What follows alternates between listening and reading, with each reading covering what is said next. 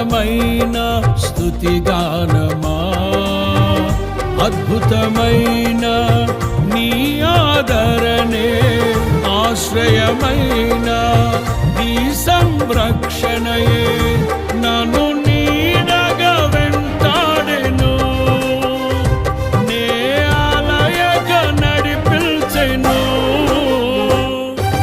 నా జీవమా నా స్తోత్రమా నీకే ఆరాధన,